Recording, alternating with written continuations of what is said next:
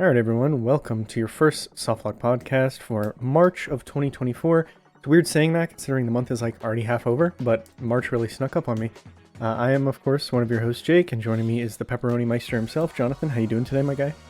I am a new package of Welch's fruit snacks.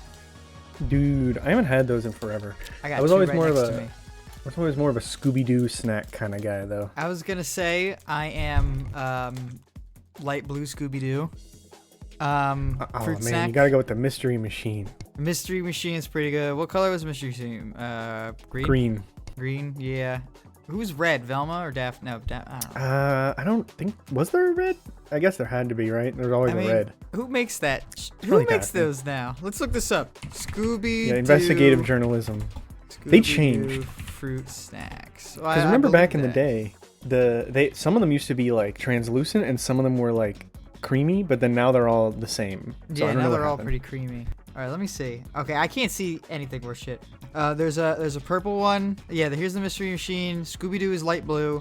I think that's Daphne, who's Oh, here we go. Here's a good picture of it. Okay. Okay. Perfect. This is, they have it all laid out. I think I see the picture you're looking at too. Yeah.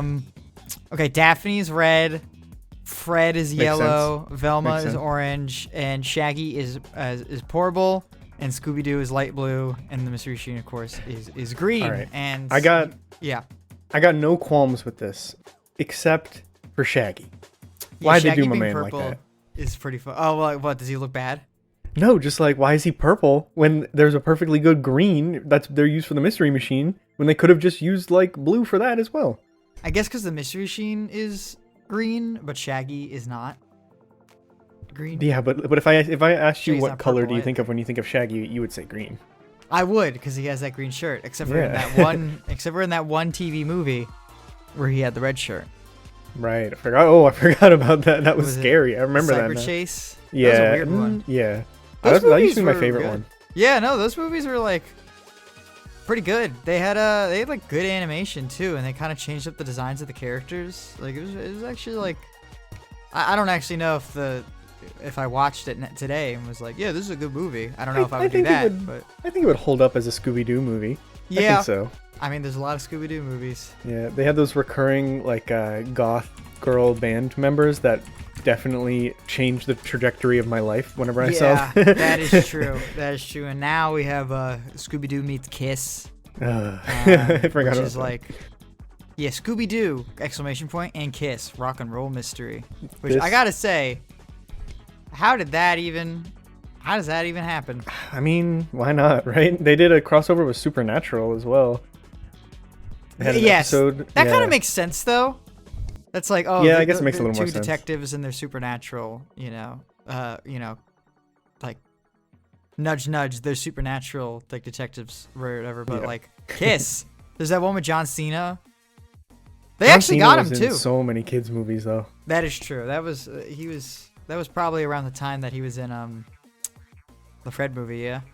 Yeah, probably. Yeah. Oh my god, this morning I watched a video of The Rock versus Cena at WWE, and The Rock did like this crazy like springboard 360 spin around him and then flipped him backwards, and then John Cena was just like looking at him in awe. I was like, damn, that guy's cool. Both these guys are cool. I'm glad there have been a lot of movies right now, and now my entire Twitter feed is just wrestling videos. Oh, you shouldn't have said it out loud. You said some approval, and then that's all we get. Yeah, I know. I'm not against wrestling. I'm not into it. But I am into video games. If you want to talk about some gaming today, I do want to talk about gaming. However, I also want to bring up that in Scooby Doo meets Kiss, they have all 4 members of Kiss voicing their respective characters. Whoa, that's actually kind of nuts. Yeah. Well, I don't think it's that nuts because I think Kiss would do anything as long as you offer them a paycheck. But that is impressive that they had enough money, that they were so confident that people were going to buy this or watch it, that they were like, we have to get them. We have to get them. Once you get like 1 or 2 of them, I feel like they have to get the rest They no matter fall what. in line. Yeah. Well, I'm just wondering where the beginning of this concept starts. Like that's the type of thing where you go into like the behind the scenes and you kind of ask like, how did this start? Like where did who was in the boardroom? It was like, this is the, like in Fortnite, how they're like, these are the top 10 crossovers that the public want, and the most likely crossovers based on like corporate attitudes towards like IPs now. Like, who was in the boardroom and be like, this is what they want?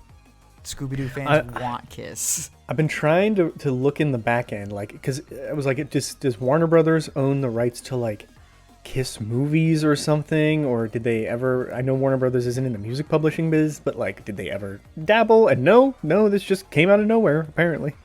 That yeah, you know what? A mystery for the ages. Maybe someone who watches can give us a leak on some of that information. But okay, now we can move on. Now I think we can move on. I think it's time. If you were in the boardroom, you got to let us know. But yeah, if you're in the boardroom and now you're watching Softlock podcasts on Spotify, let us know.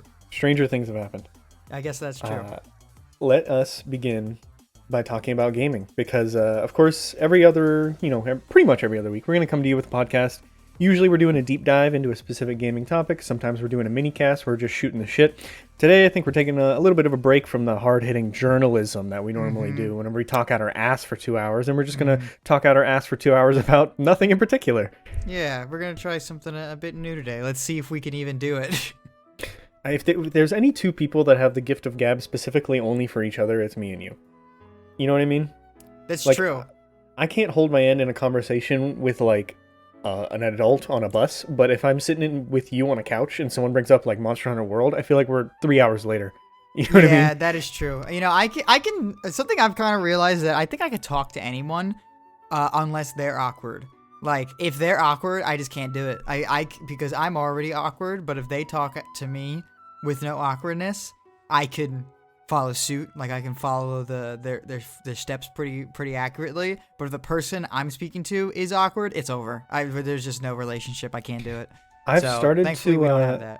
I've started to try and find common ground with folks like that, because I'm also pretty awkward. And so when I notice that someone else is like not talking to me, I'm like, well, why is it my responsibility to feel awkward that I'm not talking when they're not talking? So we're clearly both a little uncomfortable. I'm just not going to worry about it. Yeah, you just have to make peace with being a little quiet for a while. You're just like, all right, well, we're just going to sit in this room and we're not going to talk to each other and we're just going to exist. And that's just how it goes.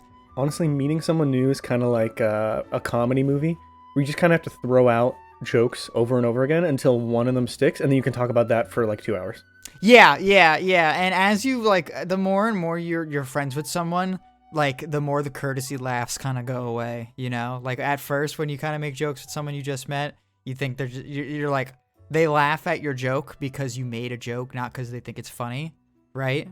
But then the more and more you're like with them and acquainted you are with them, that kind of stops. That ceases to be. So then you really see how funny you are, I would say. You are our resident funny man, so you would know more about that than I would. And let me tell you, it's painful. It's painful watching the polite laughs go away, and then you realize, oh no, those are polite laughs. Now it's just real. Now they're just like, Jonathan, that was bad. And I'm like, wait, no, I have another one. Wait. And no, then they just shoot you with a gun. That's true. Then they just shoot me with the gun to shut me up. Oh, I did tell you all to do that though. Yeah. I want everyone to know that it might not be the first thing that Jonathan ever said to me, but it's certainly the only first thing I remember him saying to me was, slap me a silly one. Yeah. And I didn't know how to react, so I slapped him a silly one and went, haha. But it was a real laugh. I just didn't know what was going on. Yeah, that was our common ground for a while, because I was just becoming friends with you and our other friends at our school. And so that was like, I just belted that one out one day out of just sheer, I don't even know why I did it. I was just like, yep, this is what I'm going to say today, I guess. And that was the common ground. That was the joke for about 3 months that kept us binded. So there's nothing like going to class or a social situation, and the entire way there you're like, all right, I got this thing I'm gonna say, got this joke, it's gonna make everyone laugh as soon as I get there. And then you walk in and like someone's mom just died, or like the class has started, or everyone's talking about whatever political thing happened that day, and you're like, it's not the time. It's Yeah, not it's the not the time. time. And then And you that just joke's gotta gone hold it in. forever. Yeah, I'm not good at Yeah. that. I'm not good at holding in the joke. So I still try to find ways. Like I'm still gonna do it today, and I just try to find like an opportunity to do it, even though it's clearly not the right opportunity to do it. And guess what? It doesn't work. So Sometimes it could really lighten the mood though. sometimes, yeah, it's a high risk, high reward situation. It's either like you fuck it up and it's gonna be bad for you and everyone in the room for the rest of the day, or you are the savior. You know? Yeah. Yeah. Well, I have been quite bored recently. Yeah. Because I lost my job again. And so I've just been sitting around the house and got nothing better to do. But honestly, I've been looking at it as a blessing in disguise. Yeah. Because I have been playing a lot of video games. And not that I wasn't before, but now I'm like, this is my only thing. So I'm just gonna take this opportunity to grind out some gaming for to talk about on the podcast.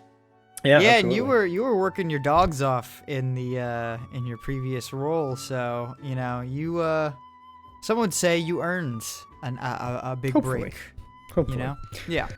But let me think. Do you want to talk about the games we've been playing recently, or do you want to talk about some things we need to follow up from the last episode? What do you feel like talking about today? What is there to follow up from the last episode? I'm not certain what we were really talking about on the last episode, but I remember we were talking about action games. adventure games, right? Okay, you know what? Yeah. I actually I'll do one and I'll do both in one fell swoop. Two birds with one stone. Okay. Because I have recently been playing Max Payne. Yo, cool. Yeah, and you know, that is, if anyone who doesn't know what Max Payne is, that is from the same guys who made Alan Wake. They love their naming scheme. Max Payne, just a person's full name.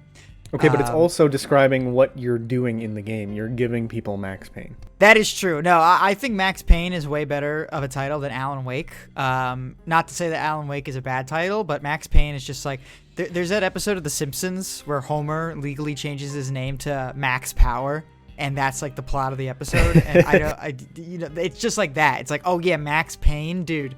All right, that's so many double meanings. I don't really know what the double meaning for Alan Wake is. He's not asleep. He stays near a water. Yeah, he stays near water. He's in the dark place. But he's not even in the dark place until the very end. But spoilers anyway. Point is, to tie this into what we were talking about last episode we were talking about action adventure games, and me and you came to the conclusion that every game is an action game and almost every game is an action adventure game, based on how companies. So every game is an action game by our definition. Every game is an action adventure game by companies' definitions, because there's so many games out there that are action adventure that probably shouldn't be labeled as action adventure. Case in point, Max Payne. Payne is labeled as an action adventure game. There is no adventure. Is it just monster hallways? You just go through hallways, shoot people in slow motion, and then move on? Quite literally, that is all it is. The only difference is that there is a healthy amount of like, oh, okay, I gotta like jump over this. Or I gotta like solve this super minor like Half-Life 1 style puzzle. Be like, I can't get through this door, but there's a window, and through the window there's like a control panel, and I shoot the control panel, the door opens. That's the extent of it all.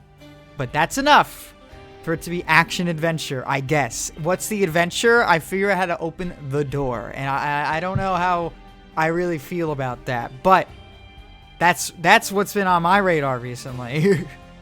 So okay, I got a couple questions about Max Payne. Do you Sure. have how far into it are you? Like, I'm you near wanna the review end. it? Yeah, Okay. yeah. I have done the brunt of it. I am at the very end, I believe. So I can probably answer most of your questions. All right. First, what's like your overall thoughts? Like, explain the premise of the game besides it just being shoot, and then like how's that vibe with you? How you liking it? So, kind of like Alan Wake.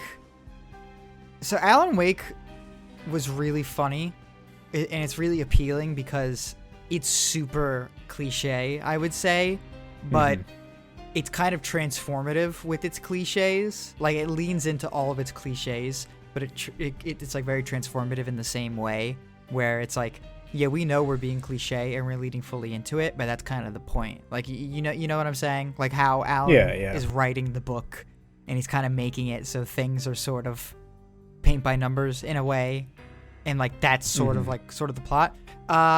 This is before Alan Wake, of course, but Max Payne kind of does the same exact thing, except there's no like we're gonna do anything transformative with it. It is super cliche. It is like the type of shit you would watch, you catch your dad watching, in like, you know, like be like, this is a movie your dad loved in the 80s. It is a super cliche, like pulp novel type, grizzled detective, one-liners, dead family, loose cannon type like thing. Like I'm uncovering a conspiracy and I'm one man against the world and I got attitude and the only thing in my belly is cigarette smoke and 2 cups of coffee. Like that's the type of experience Max Payne is. And you know what? It leans so heavily into it that there's no like, oh, this is like stupid.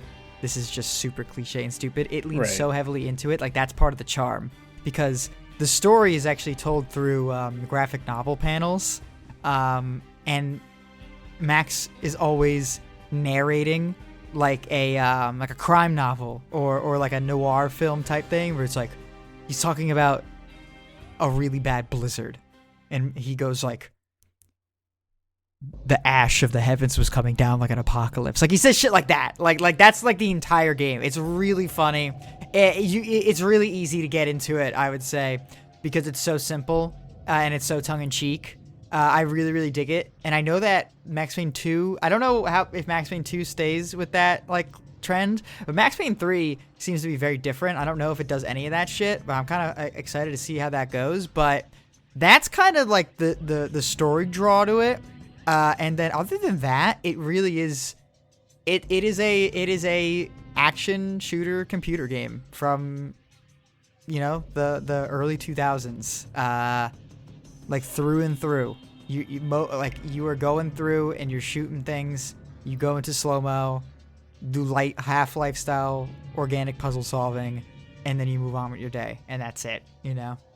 Yeah, it was like the first game that did bullet time, right? Or one of the first. I don't know if like some Matrix game back in the day tried it or anything. It's certainly. I don't think so. No. I don't. I'm sorry. I think you're right. I think it definitely had a very popular use of like the slow mo time. I think it's actually very impressive what they were able to do with it. Because even just playing the game, there's a lot of like bells and whistles that are kind of cute. Like Max's like coat like bounces back and forth when you run. It's got some pretty good animations, and the slow-mo is actually very it's effective. It's not like jank as shit. Like it's a little jank as it is with like an early 2000s game, but it is pretty impressive. And surprisingly, for as popular as like slow-mo time is because of like the Matrix and shit, there's really not a lot of examples of it that I can think of. The only other example I can really think of it off the top of my head, like as it being like a main mechanic, is probably Fear. And I will not lie, you know, Fear does have the advantage of coming out several years later. Fear is much better. Is just a much better game in every regard, I will say. And it's almost the same exact gameplay loop, where you are a single person and you're running through zones and you're fighting these pods of enemies, and you activate slow-mo, and you rinse and repeat. But Fear kind of has like this cool like horror thing going, and just the gameplay is much better because Fear was really innovative with its AI. It's like very tactical in that way with how the AI like interacts with each other and interacts with you. But Max Payne, you know, I open up a door, and then a bunch of like super stereotypical like New York City Italian mobster goons go like, "There's the fucking guy," and then they sit behind like a chair and they fire endless bullets out of like a shotgun, even though I am like behind a door and they don't have line of sight. They're just filling the wall with the shotgun spread, and you just, you know, you throw a grenade and it blows up. That doesn't happen in Fear, but it happens in Max Payne, and it is it is funny. It is funny, and it is fun, and don't go looking deeper than that. Yeah, that's all it needs to be. You know, I bought that game for like $8, you know, and you know what? It is like a piece of gaming history, I think, because I think a lot like I think Max Payne. Correct me if I'm wrong. I think Max Payne is very, very popular. I think its legacy actually precedes how popular it really is. I mean, it got 2 games, a Mark Wahlberg movie, and then like I think like 2 other movies as well. Is that true? Yeah. I guess it did do. Yeah. Oh wow. I don't think Mark Wahlberg was Max Payne in the sequels, but I know there are sequels because Sam Lake wrote them, and that was like unheard of at the time. Really? Sam They might be like short films. I'm not sure if they're like real sequels or not. Oh, that's another thing that we should actually bring up. The face of Max Payne is Sam Lake. Yeah, and then the voice is James McCaffrey, right? Who just recently passed away. Yeah. Oh, no, I didn't know that, actually. I know that the game had a super strict budget, and apparently a lot of the actors were just like friends and family, and you could tell like they try to get this like guy, this like Italian mobster, be this intimidating dude, and it is totally just like a 27-year-old named like Ben or something, or they're like they're Swedish or Finnish, right? So they're Finnish, probably yeah, they're Finnish. So his name is probably like Bjorn. Bjorn, yeah, like Bjorn. So, but yeah. Okay. I guess I have two things. One real quick correction. You know the game Requiem? I don't know. It comes up on like Guess the Game and like those kinds of things all the time. Let me look up a picture. Yeah, sure. That game is apparently the first game that had slow-mo. I've never played it. I've only ever heard people talk about it. Interesting. So it's a quick correction on that. And then the second thing is they're remaking Max Payne. Remedy is remaking Max Payne. I read that and I thought it was fake. So no, it is happening. And I guess my question to you is like, is it okay? So I want to play Max Payne at some point because they're looping in Max Payne like in a pretty major way into the Remedy connected universe now with Alan Wake 2. That's a little scary. Yeah, and so I do want to play it just to like have that context because it seems like a kind of game I would like, and I like old school shooters and stuff like that. But I don't know, like, do you think if they remake it, it's gonna be that much different? Like, I guess it would be. I don't know what they would change. I don't know what they would change either, and they really run a heavy risk, I think, with a remake, because I think so much of the charm of Max Payne is that, or the original at least, is that it is cheesy and it is old, and it is like part of gaming history, and it's part of history of it's a very important, I think, like history marker for the company that made it. What is it? Is Remedy Entertainment? What are they? Yeah, I think they changed their name, but it's Remedy something. Yeah, it was Remedy Games. at the time, so I'm just gonna say Remedy. But it's very, I think, historical for that company, because that was, you know, it's a weird game that found a lot of you know, they did it on a budget and they found a lot of success. Like literally, the guy who wrote the game was the face of the character, and he does that stupid face. And I don't know if you remember this in Alan Wake, when you're in the apartment, and when you're in Alan's apartment in the flashback, you can turn on the TV, and it's a little program of it's like a recorded program of Alan on a talk show talking about his new book, and then Sam Lake is just next to him the whole time, and like, all right, that's all we have for today's episode, but before we go, Sam, do the face. And he does like the Max Payne face, and then it cuts, and I was just like, what? Huh? It's really funny. In Alan Wake 2, the talk show thing is like a major recurring bit. Yeah. And Sam Lake is back on the talk show, both as himself and as a character at different times, and he does the face like 3 times. It's so funny. Yeah, the face is really funny. I gotta say, it's jarring. Because it's not like, oh, it's a little like subtle smug. It is a full ass smug smirk he's got going on there. It's very funny. But yeah, as you were saying with the remake, I don't know what the draw would be. If they remade the game, I don't know what the draw would be. Because I really like this already, but if they made it like good graphics and good gameplay, well, I mean, if they made good gameplay, then I guess it would be good. But you'd have to imagine it'd be, you know, similar to the Control shooting mechanics, because like the gunplay and control's pretty tight. Is it? Yeah. Yeah, it is decent, but you don't have any of those like magic powers or anything, and then it's just gonna be shooting monsters or shooting mafia people over and over again, and then kind of cutscenes in between. Games aren't like that anymore, and not that they can't be, but Yeah, games just simply aren't like that anymore, so they're gonna have to really change. It's gonna have to be a full ass like remake, like not like Dead Space remake. Well, Dead Space remake is it's pretty hefty, but like Dead Space remake is like they kept all the same core like things, you know, like what they changed. They made Isaac fully voiced. That's a big deal. And then they changed the zero gravity, and then of course they modernized all like the shooting and stuff, but it's still like the same game. If they remade Max Payne 1, I think they would have to change a lot. They would have to change how the game flow goes and how the game mechanics go. And I guess I'm gonna have to play. I'm gonna have to see how. I think Max Payne 2 is gonna be more of the same of Max Payne 1. I don't, probably is what my guess is. But we're really gonna have to see what they do in Max Payne 3. Because Max Payne 3 was like full Rockstar, not interference, but full Rockstar like budget and production that they were putting on, and it looks like there is a lot of story and modernized gameplay. People still play the multiplayer for Max Payne 3 online, so there's got to be something there. So I got to play Max Payne 3. I got to see how they do it in 3, and if that's good, then maybe I would be like, oh yeah, I could see a remake being done for Max Payne 1 in that style. But as it is right now, I can't imagine what a remake for Max Payne 1 would be. Yeah. Would I like it if it wasn't as cheesy? I don't know. I think they would definitely keep the cheesiness, and honestly, they'd probably up it and make it even more like absurd, especially with like modern graphics and everything. Because of how they present the character in Alan Wake, like I know they would pull that part off. I'm more concerned with the gameplay. The thing that I'm confused about is, so they're remaking Max Payne 1 and 2, but so Max Payne 3 is only Rockstar. As far as I know, Remedy is not involved in any way in that game. Is that true?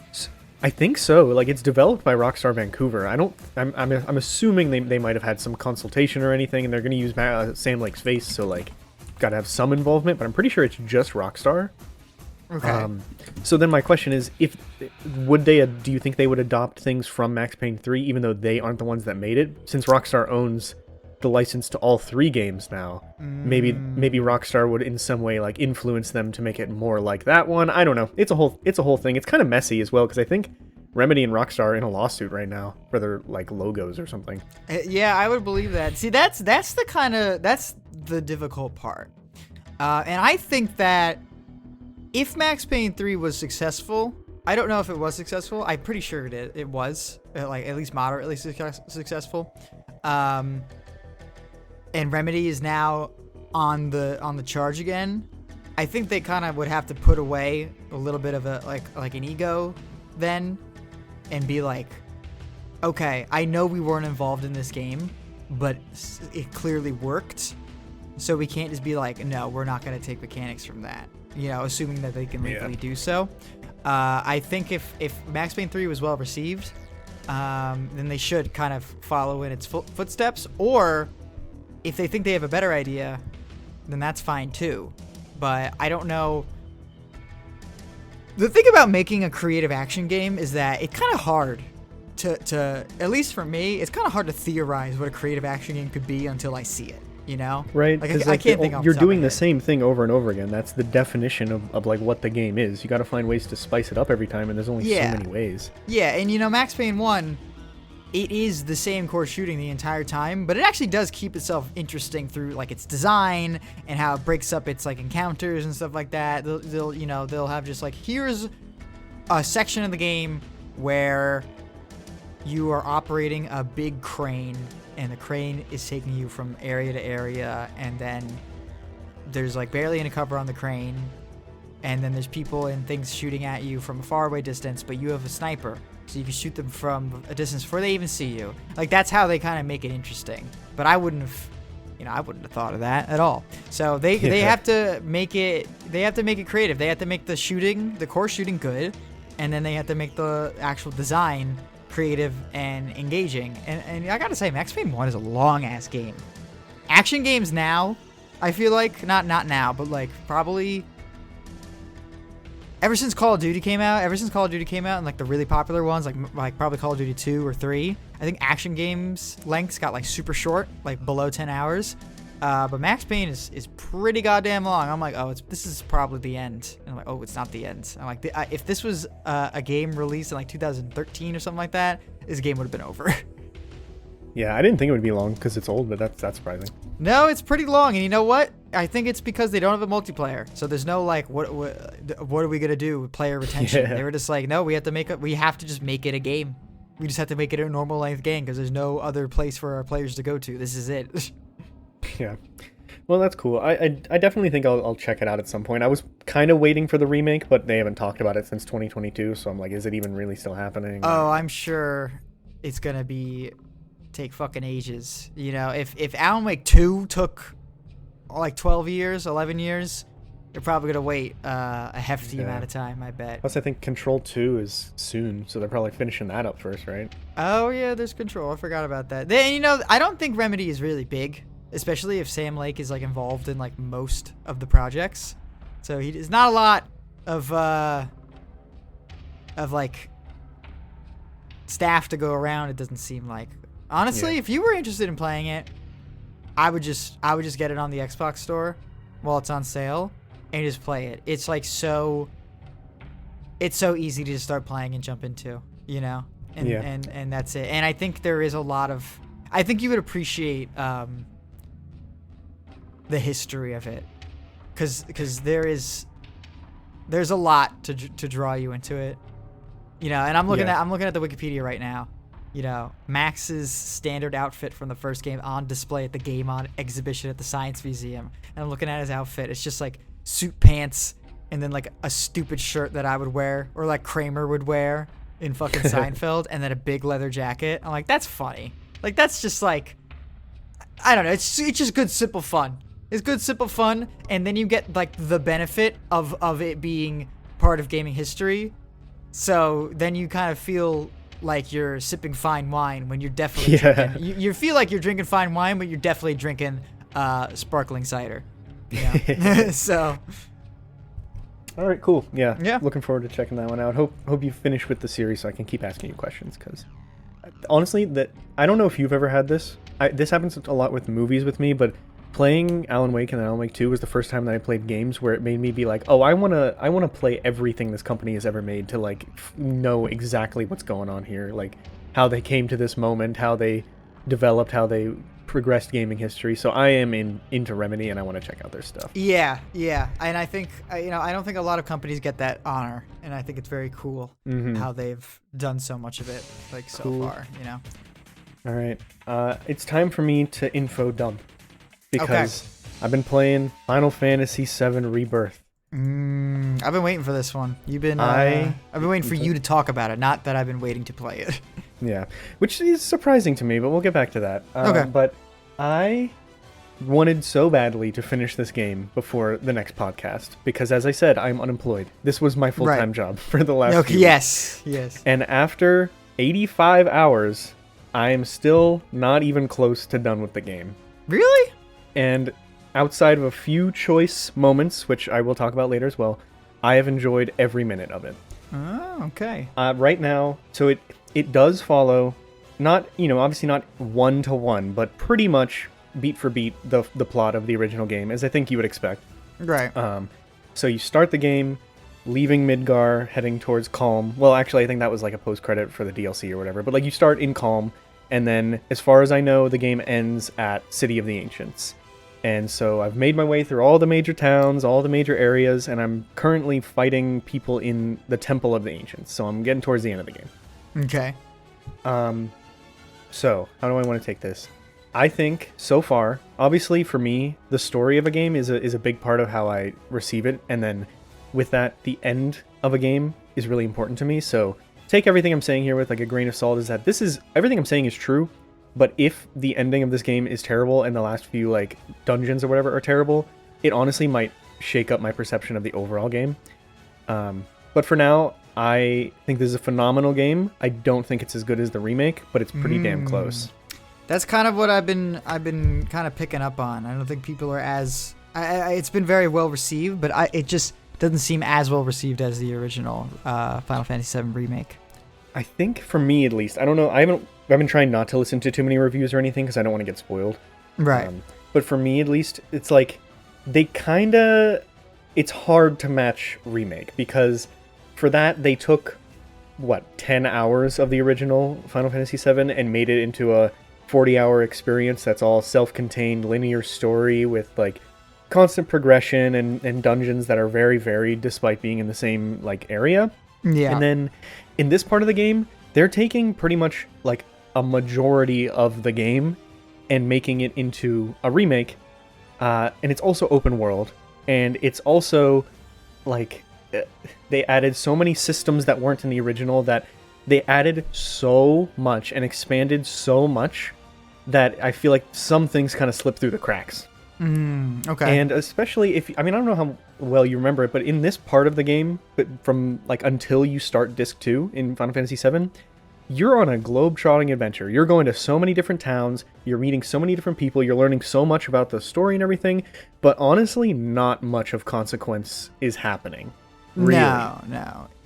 Like, it kind of you go- is like how Dragon Quest sort of does their gameplay, where you sort of show up to the next town, and then that town sort of has its own contained story, like a little episode, and then you sort of move on. Like I don't think every Dragon Quest game does that, but it's like it's a trend in a lot of the Dragon Quest games where it's like episodic in a weird way.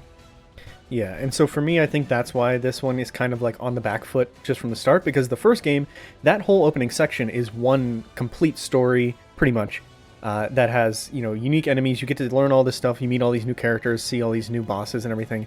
Now we're out in the open world. Every town is their own individual story, and they have to kind of draw at straws to connect the stories together. Right. And some of it hits, some of it misses. But overall, I still think it is a fantastic game. It's a fantastic remake, and you know that I think the combat system in Final Fantasy VII Remake is probably my favorite combat system in any JRPG, probably any game ever, if I'm being honest. Because that's kind of wild. Yeah, I love the combat in that game so much. I did so many VR missions. I just love, like, that remake might be the first JRPG where I never skipped an optional encounter. I would always run up to enemies if I saw them, because I just loved fighting. And they just upped that so much in this one. So let me talk about the combat real quick. Is that they haven't added too much. They added a system called Synergy, where all the characters can kind of cooperate in certain ways, which is really cool. It's not that substantial though. So they added these skills that you can use where it's like you only have 3 party members, but you can team up with like 2 of them will do like a little attack or a little block or whatever. Mm-hmm. And the benefit to these is that you don't have to wait to use them like your other major skills. You can use them whenever you want. They also added like team up finishers, like limit breaks. And the way you charge that up is by just fighting normally. I think it would have, at least for my amateur like armchair game designer brain, I think it would have made more sense to charge it up by using the team attacks, because as of right now, I never ever use the regular team attacks because they're not that good. Right. So it's like, why are they even here, kind of? And then in some instances, they kind of force you to use them, and then it's interesting, like certain bosses, it'll only, their weakness is the team up attack, so I'm like, okay, cool, now I have to try and use these, but for the most part, I'm not using them. And that's like the only system they really added. But they did go in and refined so much from the remake. So I don't know if you felt this way about the original, but any enemy that was in the air was the most miserable gaming experience of my life. Like, yes. Because I do remember that. The only characters that could hit them were Barrett and Aerith, and half the time in the remake, you just don't have access to them. So I'm like, well, what the fuck am I supposed to do?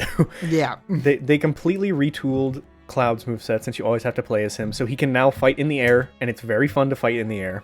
Yeah, I've seen that. I've seen how much they've done with the aerial combat.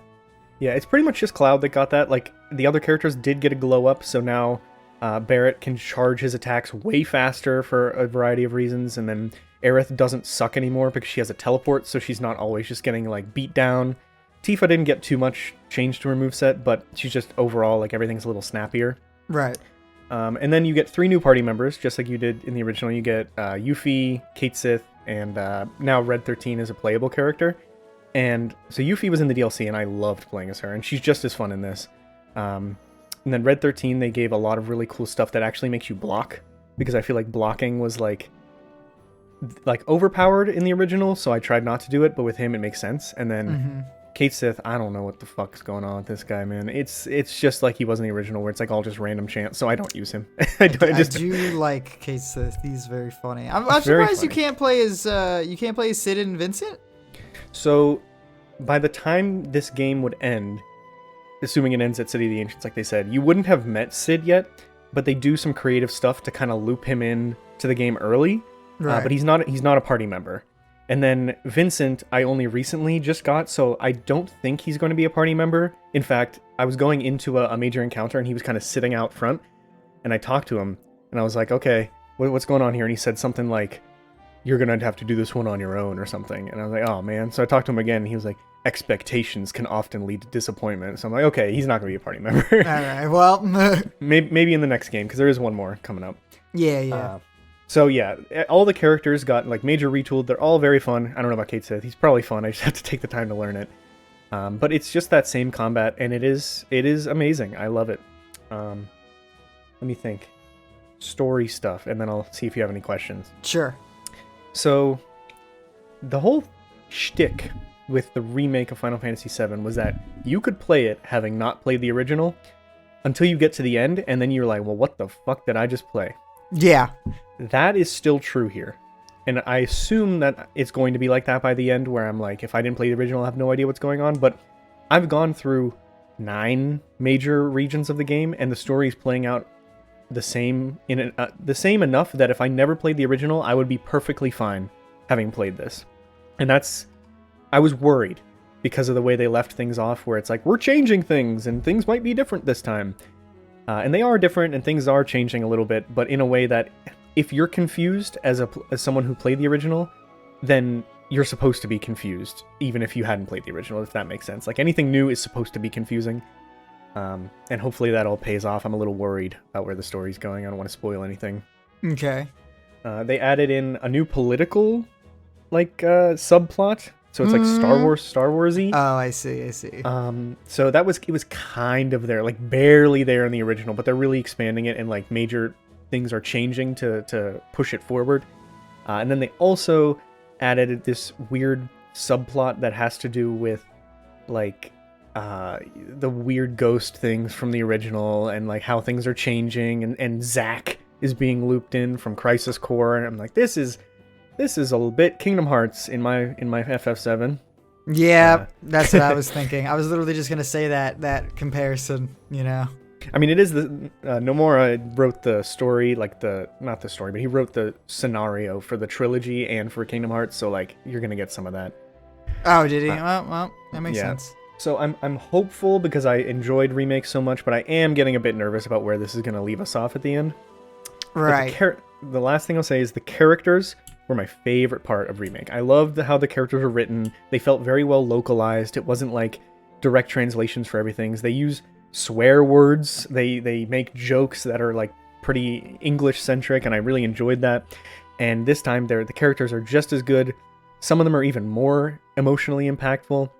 And now they have this essentially a romance system from, not like a relationship system from Persona, but like you go and you get the right answer, and then you can go on a date kind of stuff. And yeah, just makes this, plus the synergy thing, and then all the side quests involving these characters as well. It just makes everyone feel a lot more like friends and a found family. I know that's kind of cliche, but it feels way more that way than it did even in the remake, and I love that. That's my favorite thing so far. I mean, found families are good. Yeah, can't deny that. I literally have played so much of this game that I could talk for hours. So I'm just going to leave it with a very, very, very fantastic game with really good combat and really good characters. And if you have any questions, Jonathan, I'll answer that, and that's where I'll take my conversation. So I'm kind of interested in how they did an open world, because I know the first one wasn't an open world, and that's kind of how I like my RPGs. So I was like, how are they going to make it an open world then? So I was just, especially because it's going to be like a trilogy. And the first one wasn't an open world, so I'm interested on that. Can you discuss that? Yeah. So the best decision they made for the open world is that movement isn't super fucking stiff like it was in Remake. Okay. There's a button you can hold down that will let you mantle over things and jump up on things and climb and everything, so you can just wander wherever you want. You aren't just like constantly bumping into shit and getting blocked by invisible walls and stuff. So that's the best decision. But I will say, I think I mentioned this in either an episode or just a conversation we had before, that the director of this game, Hamaguchi, his favorite video game in the world is Horizon Zero Dawn. Oh, and so that is what this is. But it's completely optional. Outside of the first time that you do everything, so like there are towers, there's Ubisoft towers. The first time you do a tower, you never have to do one again. The first time you do a life spring, which is this thing they added where it lets you get a bunch of resources and then you find other like combat encounters on the world that you can go do. You do the first one, never have to do it again. And all of this stuff is completely optional outside of side quests. If you want to do all the side quests, then you're going to have to do some of the open world stuff because that's a majority of it. Maybe not a majority, but a lot of side quests are like, go find this life spring, go activate this tower. And then there's a story connected to that. But other than that, like I did a lot of it because I do enjoy... I would compare it more to Ghost of Tsushima than Horizon Zero Dawn because it has that breath... both not good comparisons for me. I know for you, but like the fact that it's all optional to me means it's like what I basically would do is I would play through the story until I was like, okay, I've gotten a lot of this. I just kind of want to take a break. I'm going to go out into the open world for a little bit, throw on a podcast, or like do a side quest so there's a little story to accompany it, fight some enemies, activate some towers, like they're all like puzzles to climb up this mountain in a certain way so that you find the hidden cave kind of stuff. But the best compliment I can give to it is that it is nowhere near Breath of the Wild, Tears of the Kingdom, but it has that X factor that those games have where like in Horizon or Ghost of Tsushima, I'm just going to fast travel to the closest waypoint to whatever the thing is that I need, walk to the thing I need, and then fast travel back to the town I was in. But in this, a lot of the time I'm getting that Breath of the Wild or that Fallout feeling where it's like, okay, I fast travel close to it, I walk to the thing I need, but then in the distance I see like a glowing rock or something, or over there I see a tower that I haven't marked my map or anything. I'm like, well, that's close enough, I'll just go there. And then when I go there, I see the next thing, and then I see the next thing. And I didn't really feel that in Horizon or Ghost of Tsushima, but I do have that in this. So that's at least good. Okay. Yeah, and so that's the main way they do the open world. The other way that they make it feel bigger is that all the major towns are like centralized within a region. So it's not a one giant open world. It's kind of like the open zone idea that they had in Final Fantasy 16, actually. So Calm is located in the grasslands, and then by the time you get to Junon, you're in the Junon region, and then Costa del Sol and Corel and the Gold Saucer are all in one region. And it's like they break them up like that. So I think there's 8 regions that you can go to, and each one has different traversal because they're I'm just explaining the entire game now, but it's kind of like what I need to do to get it. It's like it's such a big game with so much in it. Each region has the same thing. So you have the towers, you have the life springs, you have the summon crystals or whatever that help you level up your summons. But the way you get to them is completely different because each region has its own chocobo that does its own thing. So like in the Nibelheim region, the chocobo can fly, so you can fly around.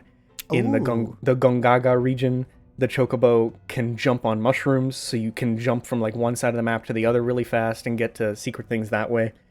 And so that's how they spice it up. I feel like if every region was just the same, like go around and find this checklist, I would not have engaged with it at all after the first one. But the fact that they spice it up that way for me keeps me into it. Right. Okay. Yeah, that's reasonable, and I do like me some Gongaga. Me Gongaga. Me Gongaga. That's a completely absurd. I'm also curious. Tell me about my boy Barrett. What do you want to know? Is he fun? Barrett he was my favorite character in Remake, and you know where this story is going. So you go through Corel and you meet the characters that he relates to there. Right. And that is my favorite part of the game. Really? They expanded it and they made it so much more impactful than it was before. Like before, you would talk to NPCs in that region, and maybe one or two of them would have something to say about like the history of what went on there, and then you have a cutscene that explains, oh, Barrett was involved in the history here. And this is, I guess, a minor spoiler if anyone really cares. the second you walk into Corel, everyone looks at you and gives you the death stare, and all the NPCs just fucking hate you because you're with Barrett. And Oh man. and it like goes off the rails. It is so good. I love Barrett in this game. Good. I love myself Barrett myself, and I just like that's probably the part that I remember the most in my original playthrough was Barrett's like backstory. Although I kind of don't like the fact that the NPCs lose relevance after their little plot in the original. But do you get that flashback of him getting his arm shot off? Yeah. Epic. Yeah, you do. That's so funny. Did they like PG-13 edit it so it wasn't gory or gruesome? Yeah, I mean, it is the Final Fantasy thing where like blood comes out, but there's no like wound or anything. Of course. They hide it underneath the camera angle or something. Yeah. Yeah, I get that. Yeah. So that Barrett, and then the thing with like the characters interacting that I was talking about, it's not Xenoblade style, which I hoped it would be, where all the characters have their own like tree together, where it's like these two characters really get along, so they get benefits in battle or whatever. Mm-hmm. But there are a decent, probably like at least one side quest within each region that loops in at least two characters, and then all the main quests as well, so that you see more of the characters interacting without Cloud, which I really like. Good. So Yeah, I want more relevance of the characters outside of like their, one thing that they do, Yeah. And so like Barrett, I say, is probably the best character because all of his relationships with all the other characters are so good. Like his relationship with Tifa and Aerith was pretty well established, but now we get him with Yuffie and we get him with Cait Sith. And they really want you to make him friends with Red 13. There's like 3 team-up attacks that they have together. It's really funny. Oh yeah, weren't they boys in Remake or something? Kinda, yeah. They had like a thing at the end where they're in the back seat talking. Yeah. Oh yeah, they're in the back seat of like the truck, right? Yeah. Yeah, I do remember that. Trying to think, what are some classic moments of Final Fantasy VII that are like really sick? So, I'm thinking of the dead snake that Sephiroth kills. I gotta be honest, I think I overhyped it for myself because I wanted them to have that line where it's like, did Sephiroth do this? Oh yeah, Sephiroth do this. That actually plays out different. So the snake is like a real boss fight this time around. Oh, that's cool. I'll say the biggest glow up, I think, there's 2 that I want to talk about here. Junon, the cannon area. Mm-hmm. The cannon is so big. Like they tried to make it look like as sizable as they could in the original with what they were working with.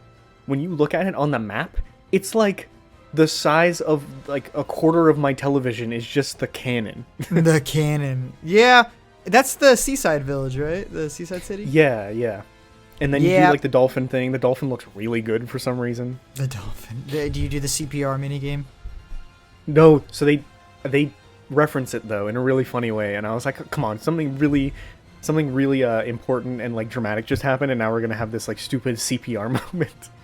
Oh, what do they do? What do they change it? I'm curious. Just like they want Cloud to do CPR, but it's a woman that he has to chest compress, so he gets all nervous, and you're like, okay, come on. I love me some. You gotta have a little anime, right? Yeah. And then the other thing is Cosmo Canyon. I think Cosmo Canyon is an area that I didn't really care about in the original, and in this one it is massive, and the soundtrack goes so hard. It is so beautiful. It's probably my favorite looking area in the game. I remember, I think in the original it was like one screen was the bottom floor, then you would go up one floor and you're in the mountain, and then you would go up and then you're at the observatory. Now there's so many levels and layers to it that you have to take an elevator to get to certain parts of it, and there's fast travel within the city because it's so big, and I was like blown away when I walked in there. I was sitting there with my girlfriend, I had my headphones on because I don't want to spoil her, and I walked in and the music started playing, and I just straight up like threw my head back and had like a nerdgasm. I was like, oh my god. Oh, that's really funny. Yeah, I do remember Cosmo Canyon. Cosmo Canyon's pretty cool. It's the where you find what Red 13's like grandfather. Yeah, somehow. Yeah. Yeah, Bugenhagen. Which I was really hoping he would be more important this time around, because I thought like he would be the one that would explain what's going on with like this weird timeline stuff, but he's pretty much just the same as he was before. Yeah, isn't he just like yeah, the Gaia Yeah, the gi. The gi. So that's perfectly what I want to talk about next is things I really didn't like about this game. Okay. There's a lot of filler in the original that I thought they were going to cut out, but anything in the original is in this. So in like a story example of filler not really being needed, but it's there is, at the very beginning of FF7 when you meet, in the flashback, not at the very beginning, but at the beginning of this section, you meet Zangan, who's Tifa's trainer, and he jumps over your head several times. No, who the fuck Okay. is that? He's just a weird NPC that they make you talk to in the original, and he says, I trained Tifa to be a fighter, and then he jumps over your head 3 times, and then he leaves, and you never see him again, as far as I know, unless it's optional. Okay. They kept that in. And he's voiced by the guy who voices Sojiro in Persona 5, so I at least liked it for that, but I'm like, why did you leave this in? This is so out of place for what's about to happen and what just happened. But the Gi, the Cave of the Gi, is by all means filler in the original. I know there's lots of people who really like to dive into the lore of like the Gi and how FF7 can connect to Final Fantasy X and all that kind of stuff. But they left the Cave of the Gi in, and they tried to make it important, and it might be like worse than any section in Remake that had a lot of bad sections, and worse than any other section in this game. It's so boring. The puzzles are so bad. And it's sad because you're learning so much about Red 13's backstory while you're there, but I did not want to be there any longer than I had to be. And then they added more after that. Oh, man. Oh, that's crazy that they could have fucked up a dungeon of all things. Yeah, whole dungeon completely boring and like not worth me playing. Right. And then the other thing, this will probably be where I leave off the review because I'm probably going to talk about it more in the next episode once I finish it. Right. The mini games. Oh yeah, I was gonna ask about the mini games. There's so many goddamn mini games in the original, and I know for a fact that they kept them all. There's so many mini games in the original, and not only did they keep them all, they added more. And I keep on seeing the one where it's like the voxel fighter, not the voxel, but like the polygon like fighter. Yeah, and it looks like they're the PS1 thing. That was actually so. Every mini game I've played, again, the mini games outside of most of them, optional. The ones that you have to do, you usually only have to do once. So again, it's not like that intrusive. It's kind of like the original, where it's just like, all right, we're gonna make you snowboard right after. This is Jake in the editing bay, letting the audience know that I definitely spoiled the entire plot twist from Final Fantasy VII in this moment, so instead I cut it out and you got this clip of me talking. Right. But so, yeah, it's completely out of place most of the time, but the ones that are in the story that they make you do, they do a lot better job at justifying why they're there, and I actually kind of like that. The ones that are optional, so like the gold saucer and stuff like that, they're actually really good. Like, I'm blown away with how good they are. For the most part. Obviously, there's going to be a few outliers. So like things like Chocobo racing, they got the complete like Chocobo GP treatment. Like it's a Mario Kart spin-off. It's got drifting. It's got items. It's really fun. Like it genuinely got me addicted to it. Okay. And then there's a card game they added called Queen's Blood that they better spin off into a mobile app so I can play it whenever I want, because it's the most fun I've had in an in-game card game in a long time. And I love an in-game card game. It even has a story associated with it. It's very fun. It's kind of like Magic the Gathering meets Risk. So it's about like conquering the board while your characters fight. It's very, very fun. Is it kind of like, I guess, I don't know if you'll know about this, but Triple Triad? It's kind of like Triple Triad, but not really. Like I've seen the comparisons, but no, it's not really the same. I like me the idea of Triple Triad. I don't play Triple Triad, but I'm surprised they don't just keep Triple Triad.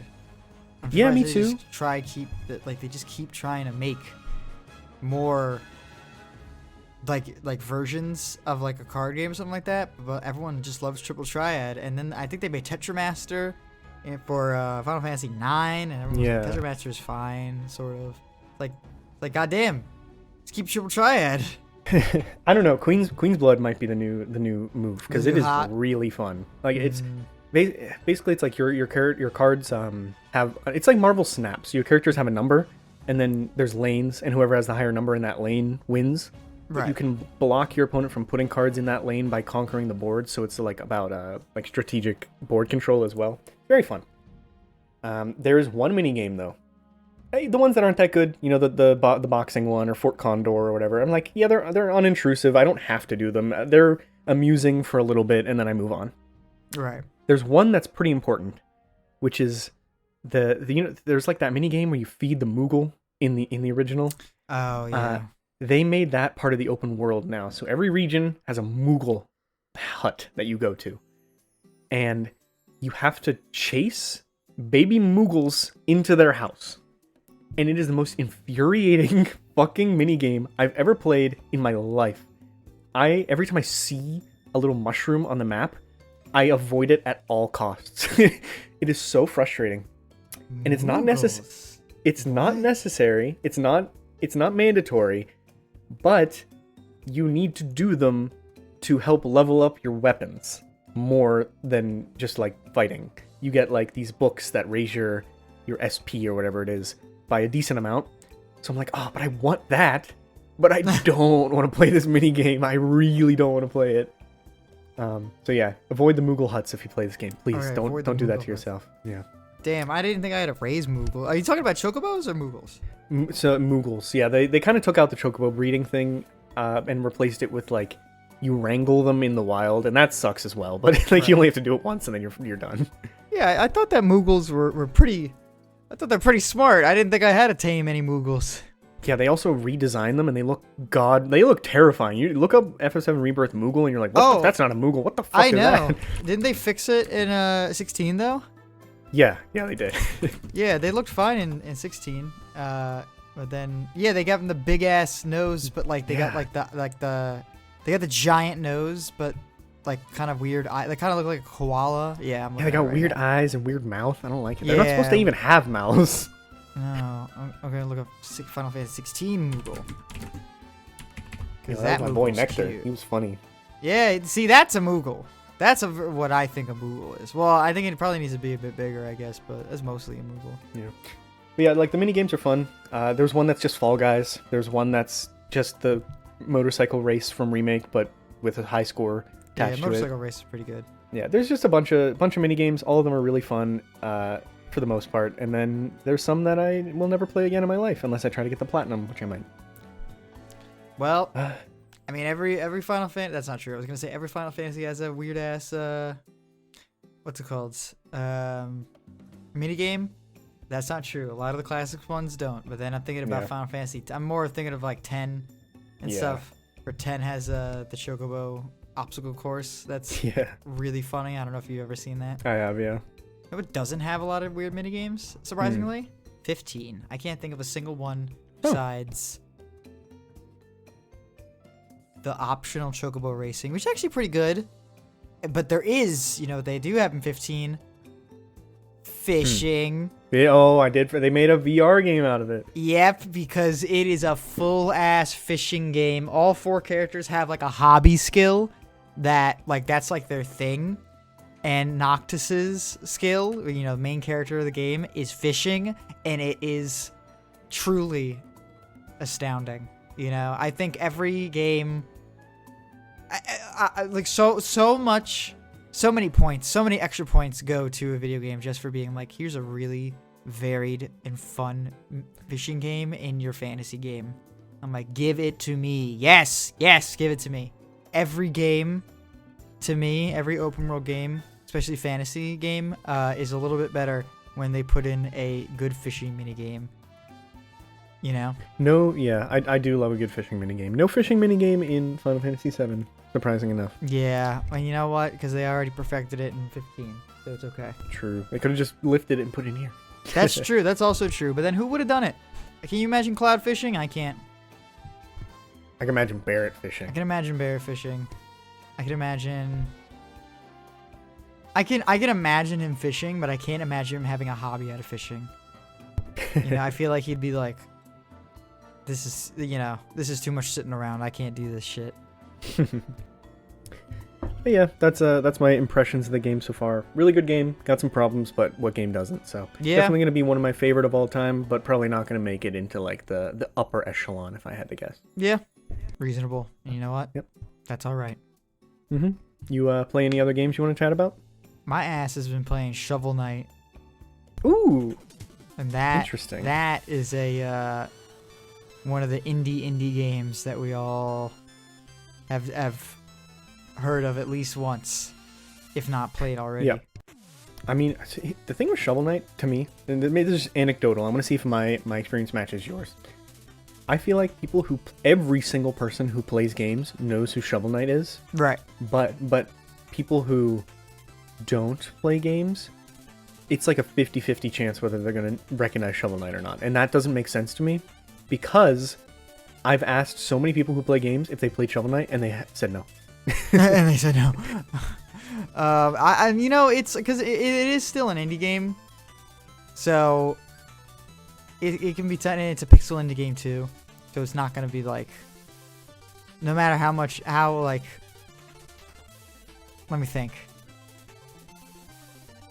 I'm thinking like people who just kind of like play video games casually, they have a much lower chance of understanding like or playing a indie game than someone who does like play video games like not casually, like they follow like the media and the lingo about it. So I'm not that surprised, but yeah. I mean, it's got its own amiibo. That's so surprising to me. It does. So it's a big deal. You know what else had its own amiibo, which may or may not exist? Dark Souls. Dark Souls, you got it. Solaire. And I was waiting for that to come out, and then it just never did. And then one day it did. So I don't know what the hell that's about. Oh, all right. Well, talk to me about Shovel Knight. What is Shovel Knight? How you digging it? And how's it compare to your Mega Man journey? Oh, dude. Well, so honestly, Shovel Knight is one of those games that's like where I had to put like bias review at the top because I played so much goddamn Shovel Knight. It used to be like a yearly thing where I would play through Shovel Knight and 100% it since it came out in like 2014, and I was playing it on my 3DS. And then I did that for like several years, probably like 4 or 5 years in a row, and then I stopped. I think after like 2 years passed, and then I think Treasure Trove came out with Spectre of Torment and King of Cards or whatever. Yeah. And I played that. I played all 4 through once, and then I dropped it, and I never played it again until now. And honestly, all the memories come back. It still holds up. It is just a really solid, as solid as you can get, throwback platformer game. You know, like you play as a little knight, and his name is Shovel Knight, and it's in like a Mega Man-esque sort of world where it's just like there's a ton of knights everywhere, and that's like what we do here. We're just, we adventure and we collect treasure, and we're a bunch of knights. And that's my full name. My full name is Shovel Knight. That's how I'm known as the people. And there's Shovel Knight, King Knight, Spectre Knight, Plague Knight, like shit like that. Like I am my occupation. It's like a leaf man. Like I was made to be a leaf. I'm made to shoot leaves and like be a part of the forest. That's my thing. And that's kind of the same thing we have here. But it's just really solid design. That's what kind of like puts Shovel Knight above so many other platformers and indie games and throwback games, is that they just really nailed the design. They took Shovel Knight. They were like, okay, he can do this and he can do this and he can do that. That's all he can do. We're gonna make all of these levels surrounding him, his abilities, and then put gimmicks in there that like are thematic with each character, and that's what we're gonna do. And it was just tight. It's not a very long game. You can probably beat the whole game in like 3 hours or about like 3 to 6 hours, I would say, depending on how familiar you are with the game. And it's just a good fun time the entire way through. Just tight as hell gameplay, and that's kind of really it, with Shovel Knight at least. Shovel Knight, it's super, I don't know what the word would be, homagic. It's super homage-y. Of course, Mega Man has a huge influence in Shovel Knight with its knight theming, and then it has that the shovel, like the drop bounce thing that DuckTales sort of has, where you bounce on your shovel, which is like a really good move. And then there's some aspects, I would say, of like Zelda 2, sort of. Yeah, I can see that. Like very, very, very vaguely. But other than that, it's just like super solid. And that's like the first one, of course. But then, of course, there's the 3 other ones. There's 3 campaigns besides Shovel Knight. You know, that's the Plague Knight campaign, which is fine, more or less. It's really just the same game, but you have different, like you'd have a different hub world, different upgrades, and of course the character plays completely differently, but you play through the same levels. But like that's kind of like the trick of it is like, okay, play through these levels were made for Shovel Knight, but now you play as Plague Knight, who has a double jump and like an explosive jump, and like that's it, you know. And that is like hit or miss, sort of. Like it's fun to like when you get it and you're good at it and you're going through all these levels, sort of like speedrunner-esque, like going through these levels that you probably shouldn't be equipped for. Like that's cool. When you get to a part in a level that you're like, I should really be Shovel Knight for this, then you're like, all right, this is kind of falling apart. And I've only played those 2 campaigns so far. I just finished Plague of Shadows like 2 days ago. And then I'm waiting until like my commute tomorrow to start like Spectre of Torment and then King of Cards. But from what I remember, Spectre of Torment and King of Cards, those are like more full-fledged, like separate campaigns with levels designed specifically for those characters. So I imagine those being much better. But I remember the last time I played King of Cards, like by the end of it, I was so pissed off with how that game functioned. Have you played? Which of the Shovel Knight games have you played? I played Shovel Knight up until the first boss, and then I beat the first boss, and that is where I ended. Well, then you are missing out. I think you got to get on that. I was playing it co-op with Sam, my girlfriend, and she just that first boss is kind of tough in co-op. What, King Knight? And she's, I guess I remember him being like a Dark Knight or something. Oh, Black Knight. That's literally the tutorial. Maybe the boss after that then. I think that though, like that boss is kind of tough in co-op for some reason. So we kept dying and she wasn't really vibing with it. So then I think she just didn't really like the rest. And then when we got to the next boss, we were just like, yeah, okay. And then she never wanted to play again. But I will probably one day. You just play it by yourself. Yeah, I will. Yeah, well, wait, hold on. Give me just 1 second. Mm-hmm.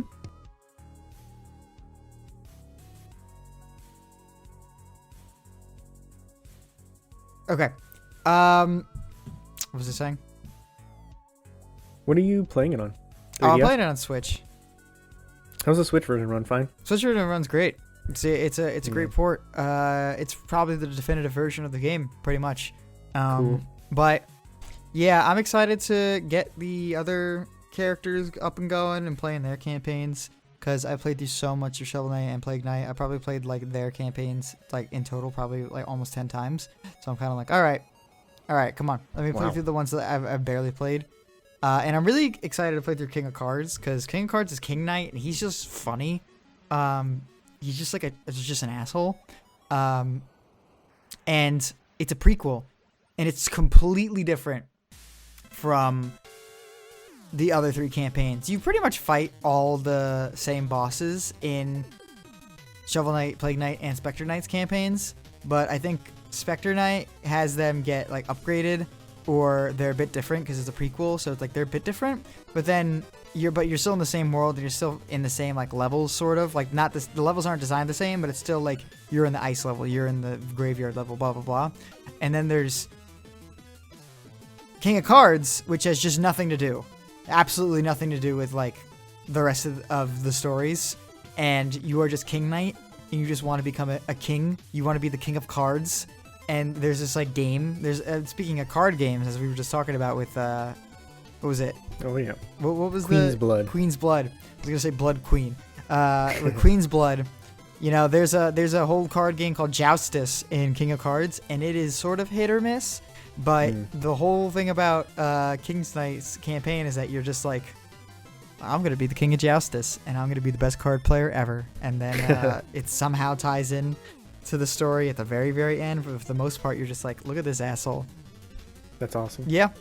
Do you have the Switch version? I have it on Wii U. Oh, well, I don't know if that one has all 4 campaigns. I have Treasure Trove on Wii U. I have Treasure Trove on 3DS, and I don't have all 4 campaigns. Oh, really? Which is really weird. I don't know how Which one would be missing then? I think I'm missing King's Knight, and I don't know if I I don't have on the cover. Spectre Knight either. I'm gonna look it up because I'm pretty sure I have everything. Maybe the 3DS version got the boot for some reason. Maybe, I don't know. I think I've seen someone have. I think I've seen on the wiki that it works properly, but I guess maybe at the Buy King cards, maybe it's like $5 or something. I really don't remember. Well, can't do that anymore. Only you at least. Can't do that because Plague of Shadows and Spectre of Torment were supposedly supposed to be free. I know Plague of Shadows was definitely free. It's just an update, but oh man. Speaking of update, you know, it just came out like 6 days ago. What? The noise for I Pizza saw Tower. That. I forgot about that. Thinking about it. I forgot about so that. So do you? Real quick aside, do you unlock the noise by clicking Peppino on the title screen? I have no clue. Okay, because that's what I read online, and I was like, that's not true. And then I didn't really pay any mind to it. Yeah, clicking Peppino on the title screen and making him fucking fall off his seat and like blow up. I do love that. Yeah, I was just like looking through my Steam games earlier. And I saw that they updated the banner for Pizza Tower to be the noise instead. And I think that's really funny. I wonder what it's gonna be. Like, what is the noise? Is he just like his character you play through the same levels, or is it like a new save file? I think so. Let me see here. I've been thinking about jumping into that as well after Final Fantasy Rebirth. I'm gonna have such post-game depression. I'm not gonna know what to play or what to do with myself. Yeah. I haven't gotten post-game depression in a little bit, though. I'm trying to think. What was the last time I got post-game depression? Oh, man. Probably Luigi's Mansion. That was tough. Awesome. Yeah, love Luigi's Mansion. That was tough to 100% Luigi's Mansion, like 100%, the 3DS version of Luigi's Mansion, which is like full of stupid shit. And then I finished it, and I was like, oh, no. I kind of had like Stockholm Syndrome. I didn't know what to do with myself. You know, I was just like, well, this is it. This is my life. Maybe I'll get that with Morrowind. Taking a hiatus. I kind of assumed you, I was gonna say I thought you fell off. No, I didn't fall off. I just haven't played it. I just started playing Max Payne on like literally Friday. So I was just taking a break from Morrowind just for a couple days. I'll probably get back onto it like soon or something like that. But yeah, I mean nothing interesting is developed in Morrowind, so I don't really have anything to report on with Morrowind. I think I got some boots that make me jump higher. That's cool. Cool. You know, that's kind of what the Morrowind grind is sort of right now. I'm getting through a lot of the story and it's kind of like picking up, but other than that, there's really nothing to say. But we do have something else we have to talk about. We do have something else we need to talk about. We're talking about Barony. Yeah, we're talking about Barony. We're talking about Barony, which we are more than likely going to launch up when this recording session ends. Recording hit end. Steam hit open. That is how this is working. That we have a macro for that. All you have to do is control shift like POOP. Yeah. Yeah, and then all that shit opens up. Awesome. Well, you take this one because you kind of introduced me to Barony, and I think you're more familiar with the smell of the game than I am. Sure, I'll give the basic rundown then.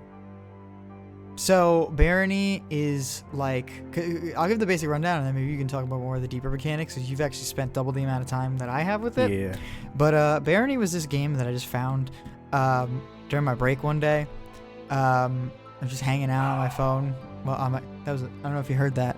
That dog. That scared me so bad. Did it? It didn't sound like a dog until I realized what it was. Yeah.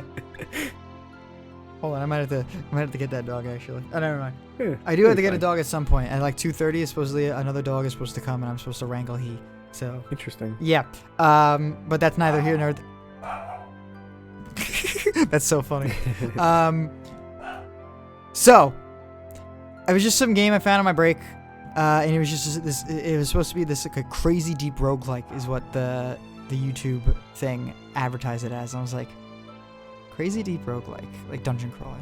Let me see this. And I was just like, I was just like looking for things to watch on my break, and I was watching it. I was like, oh, this has, you know what this is? This is a dungeon crawler with pixel graphics and stuff like that. But it's like a looter where you're picking up like a ton of like shit all the time.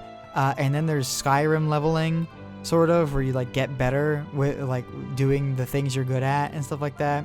And there's a bunch of different classes that are all significantly different, and like races and a bunch of like stats and deep mechanics that I'm like, okay, this is pretty interesting, but I don't know if I have what it takes to play it, And then I saw it was online co-op, and I went, okay, all right, we're in it. Because do you know how many roguelike games Or online co-op, like zero. I can't think of a single other one that's like online co-op. Especially like an online co-op RPG roguelike. Like holy shit, I can't even. I've never heard of that before. So I told Jake, and me and Jake bought that shit probably like 3 days later. And we've been playing it, and you know what? It's pretty good.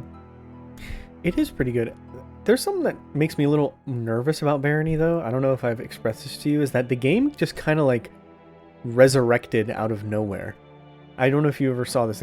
Barony came out in 2015. Oh yeah, Barony's been out for a while. And like no one plays this game. Let me look at it. There's like 1,000 people playing right now. That's it. And it's not like that's a crazy low number, but like for a game that's been out since 2015 with constant updates, I'm like, what is happening here? So I did a little digging, and from 2020 until halfway through 2023, the game got one update. That's like, so from August 2020 to August 2023, it got one update, and all it was, maybe it added some like bug fixes and stuff, but pretty much all it was they started selling the soundtrack on Steam. Right. Okay. So that's like 3 years of constant development, and now it's just back. And we're getting updates like every 2 weeks, every month or so. Is that true? So yeah, or like it looks like every month or so. So I'm like, what is going on with this game? Did they just like get some funding? Did they get like a windfall of some kind that they can actually support it now? And I'm excited to see where it goes, but I'm also nervous that it's never going to like reach the finish line. Yeah, I can see how it can be a little spooky, because you know, especially with like frequent updates, you're like, oh, I wonder when they're going to drop the update that fucking ruins the whole thing. But we're so like I don't think we've even scratched the surface of what this game offers, honestly, like me and you. So I don't even. So deep. It is. It is like shockingly deep, and I gotta say, those runs are super long. There's a lot to glean from just from like one playthrough. Me and you got to like the quote unquote like final boss, and that took 2 hours. Yeah, and it's one of those roguelites where like you know the run's gonna be long, so you kind of just have to roll with the punches. You can't like restart a bunch. You just kind of have to make do with what you get. Yeah. There's no like, well, I you know, I'm not happy with how this is going. Let me just like scrap it. It's like, nah, man, I'm 30 hours. I'm like 30 minutes in. I've already upgraded my axes to like 70. Might as well just find a new axe or something if it breaks. It could be really inconvenient, but yeah, there's a lot of really interesting stuff going on, and I think one of the more interesting parts, like all the classes are very different, right? Which is really cool. There's like plenty of classes which alter like how you play the game, like in pretty significant ways. Like warrior, you know, berserker or whatever, just shows up and just, you know, beats the shit out of everything. But then you play things like rogue or cleric or stuff like that. They start with spells, or they're really fragile, or they have like starting stats in like sneak or something, so you gotta like sneak through. Or, you know, you're a merchant, so you can get like better prices immediately. Like that, those all like minorly change the game. But then there's a bunch of different character races that you can purchase for pretty cheap that supposedly change the game much more, and even give you a bunch of different classes. I think there's one that gives you like the mechanist class, which that has a whole system for how you're intended to like tinker around with like mechanics and shit like that, and like make stuff, which is really cool. Make like robots and turrets and like lights and sound machines and stuff, like crazy stuff like that. And me and you haven't even done that. All me and Jake have done is like play 2 like warrior types and then like blow up. That's okay. That's my one gripe so far, and this is definitely a like skill issue. Get good, and if I put time into the game, this will go away. But I don't know if that's my fault. The game is definitely balanced for 4 players. You think so? I do, because So I've been thinking about it, and I'm like, okay, they have the Skyrim leveling system. So the more you use a certain skill, the more it levels up. So if you hit people with a sword, your sword level goes up. If you cast spells, your casting goes up. In that 2 hours that we did, you basically had to choose like 1 to 3 at the maximum skills to like hone in on, and that's all you can choose from, and that's fine. Make a build, and that was really fun. But after like at the 2 hour mark, I only just reached like one of the master level, like high level skills for one of the skills. And I'm like, okay, that seems like a weirdly deep system to have for a game that like it doesn't level up that fast. And I realized, well, there's an endless mode. There's an endless mode, really? There's an endless mode that you can activate. I think it's on by default, if I'm not mistaken. Oh. And so I'm like, okay, this is like a D&D campaign. Like, you're supposed to have 3 friends that hop on and play this forever. But when there's only 2 of us or only 1 of us, and when you die, it's done. I feel like if there was 4 people, it'd be a lot easier and more feasible to expect that, all right, we're going to run into some challenges here, but for the most part, we're at least going to keep progressing. We're not going to all die at like every 3 floors. Right. So I don't know if they're working on a way to do that or whatever, but that's my one gripe with it so far. Other than that, I love how deep it is. It's kind of the opposite problem. Not a problem. It's a good problem to have. The opposite thing from Rebirth I was talking about, where there's so much shit in that game. It's like, there is a lot of shit, but it's all stacked on top of each other instead of being completely different. Right. Like, everything feeds into each other.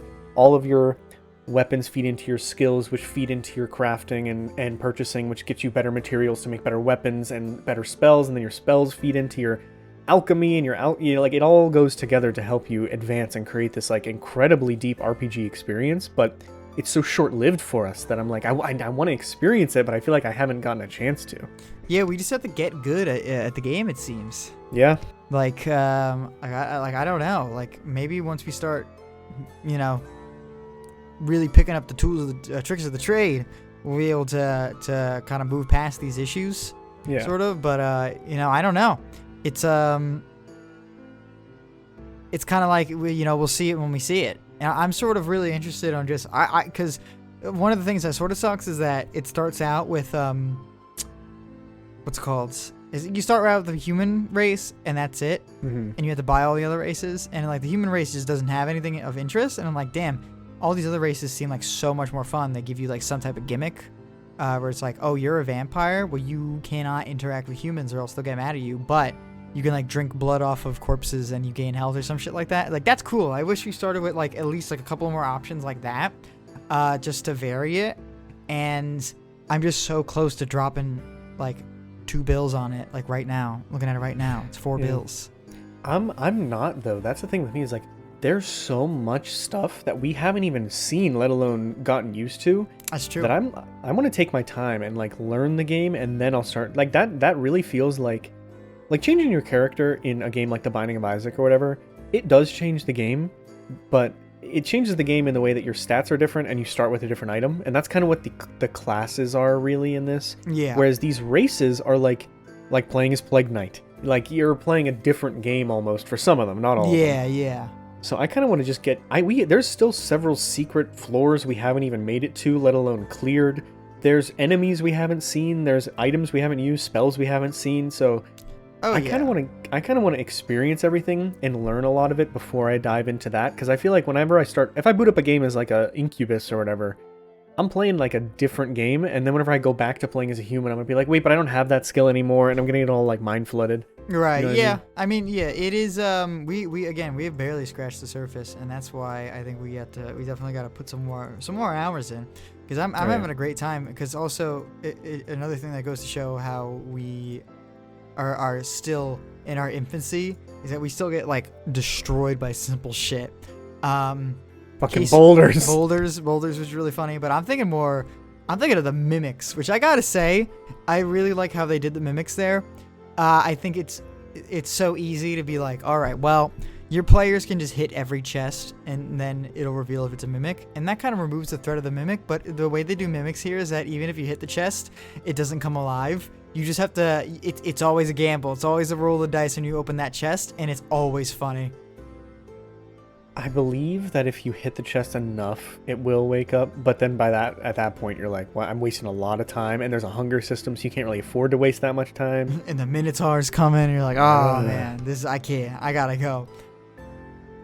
It just occurred to me. I don't know why I didn't think of this before. So, okay, two things. I've seen some discourse. There's some scuttlebutt about this final boss of the game. Okay. Being artificially difficult. You mean the one that completely blew me up in one hit? Yeah. Okay. So apparently, a lot of players, and by a lot I mean some vocal minority on Steam, are not too happy with how the boss is pretty much only hard because he has a lot of health and does a lot of damage in one hit instead of kind of letting you use your skills. You have to go into like a meta to be able to beat him. Right. But once you get through him once, assuming the endless mode works the way I think it is, where it just starts you back at the beginning, I could see how this could become like an infinitely running campaign where I assume the monsters get harder or whatever, but you're gonna steamroll through those first few floors, just sucking up all the materials and keep leveling up, and you might just go faster and faster until your character is like a beefcake that can only be taken down by like a room with 6 trolls in it. Or a boulder. And that, yeah, or a boulder. And that sounds fun to me, is that idea of like being able to eventually go from like super underpowered to super overpowered in a campaign. Reaching the power fantasy, yes. Yeah. Yeah, I'm very interested in reaching that. You know, we've only really played, what was it? I played Warrior. You played Monk. I like I think Monk. a couple times. Monk is funny. Played Ninja. That sucked. Yeah, you didn't like Ninja. I tried playing Rogue and I got one shot. It's a lot of one shotting. Is what happens too. This game, okay. So when I say this, I need you to just give me a second because I know what you're gonna say. Okay. This game reminds me a lot of Minecraft. Okay. And like, yes, it looks like Minecraft. It has a similar voxel, like blocky style. But what I mean is like, when you were young playing Minecraft, they didn't have like the recipe book built into the crafting table. They didn't have the like enchanting thing to make sense. You were just kind of guessing unless you had the wiki open. And you kind of had to learn all this stuff over time, make it second nature so you know how to build a pickaxe in the crafting table, or you know that this enemy is weak to this. And I get a lot of that from this game, where I'm like, I have no problem pulling up the wiki chart that shows me all the enemies and what weapons they're weak to, because I don't know it yet. But I know that one day I will know it if I put in enough time, and that excites me. Things like knowing what items, like what the chance of an item being cursed are, so I know what to avoid and what it's okay to risk, and like, okay, I'm going to take this risk, and oh, it didn't pay off, that's okay, because I can get an uncursing scroll from here. Right now, if I put on a cursed helmet and it blinds me, I'm done. I don't know what to do for the rest of the game. Yeah, that is a big problem when you get blinded or I throw a pie in your face. One day I'm gonna throw a pie in your face and it's gonna blind you, and then it's gonna be like one of those things where it's like, that was the permanent pie of blindness, and you're like, well, I guess that's it. I guess we just restart. Yeah. That's another thing. Restarting is kind of a pain in the ass because you have to like restart the whole server. Not that it's like that hard to actually do, but it's like, kind of wish we could just like, you know, return to character selects. That'd be nice. Yeah. But you know what I mean? Like with that early Minecraft feel of like, I gotta be a wiki on the left monitor so I can just survive in this world. I like that. Yeah, I do like that. I do like kind of getting lost in a world like that. But getting lost more like in a game. Because getting lost in a world, I feel like you wouldn't have the wiki, but you're kind of getting lost in like the game. You're like, I'm in it. I'm dialed in. I'm learning. Yeah. Yeah, I think this is going to be one of those games I keep coming back to after... Right now, my priority is finishing Final Fantasy, obviously, so I haven't played much Barony lately, but whenever I was first coming into it, I was like, you know, I'll do a run tonight. I'll do a run this afternoon. I know it's going to be a couple hours, but just to try it out, do the tutorials and stuff, like... Something about it, it's just as fun single player as it is co-op, and that's saying something for a game like this. Yeah, that's pretty impressive. And you know what? It does seem like it seems like a good podcast game. Oh yeah. Seems like, and the music's pretty good too. Yeah, music is pretty good. It's pretty impressive. Also, especially if you look at some of those old trailers or like release trailers, game did not look that good, especially the UI. And now the game looks actually quite good, especially the UI. UI looks great. Game looks great. Sound is fine for the most part. I like it.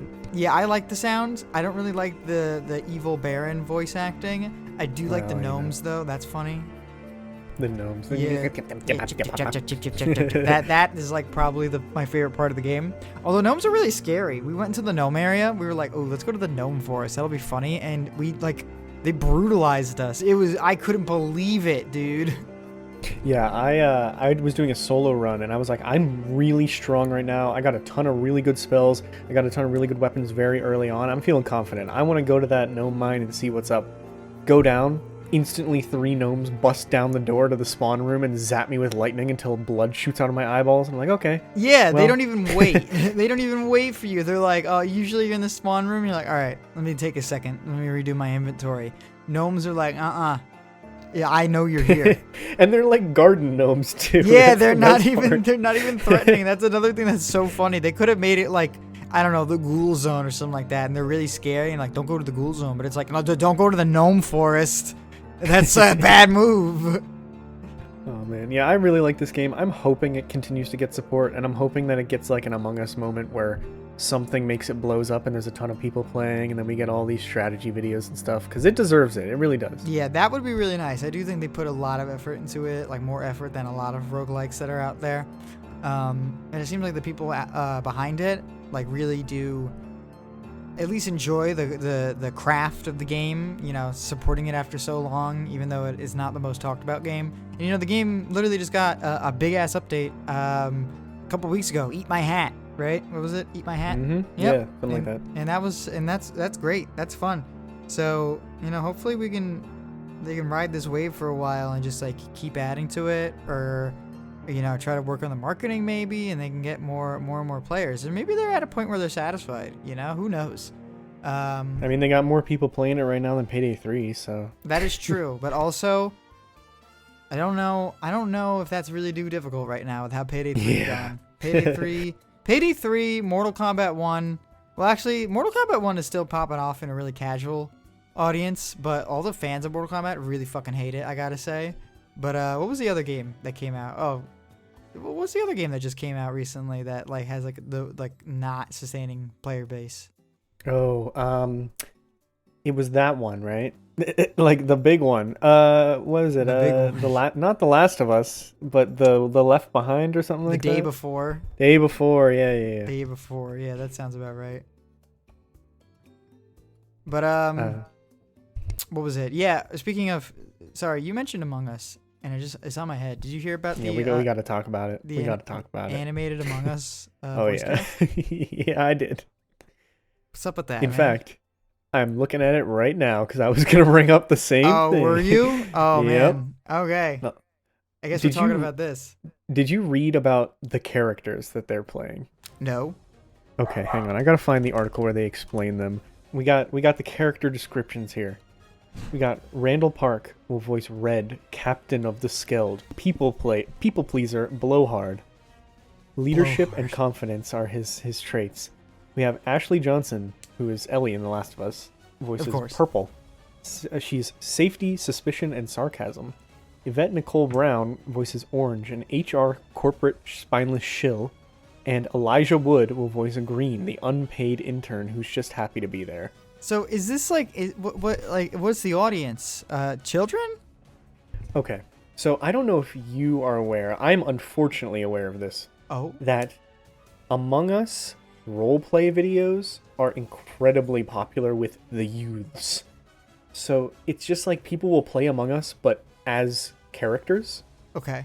And they'll build a story around this that is recurring throughout their games of Among Us. I don't know how that works, considering someone always dies, but they do it. That is a good point. Okay. And so I feel like it's going to be that, but then you hear who's voicing these characters, and you're like, they could do a kid's show, but this feels like it's going to be like an adults, like all ages kind of, like if you know kind of show. Right. And it's animated by the people who did Big Mouth.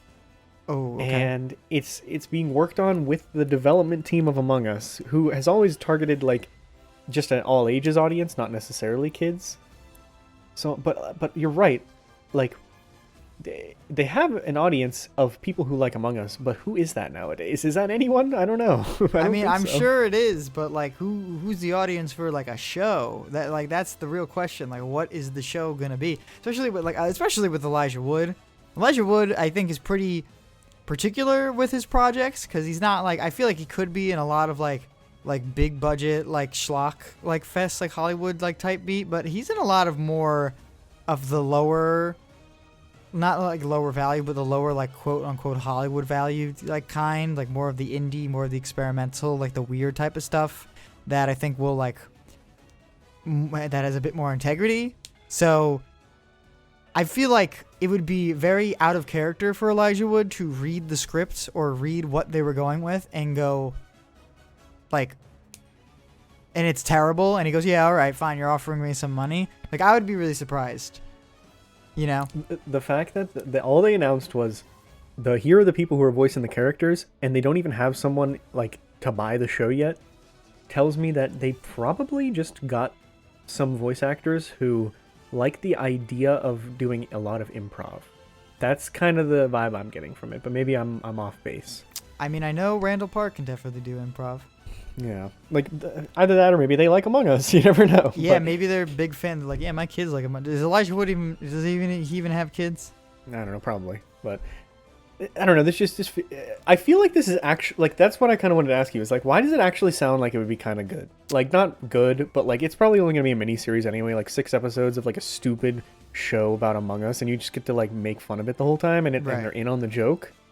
I don't know. It sounds kind of appealing to me. It does sound vaguely appealing. I bet if they had a really good trailer, I would actually probably like try to watch the first episode or something like that. But you know what? We're hopeful.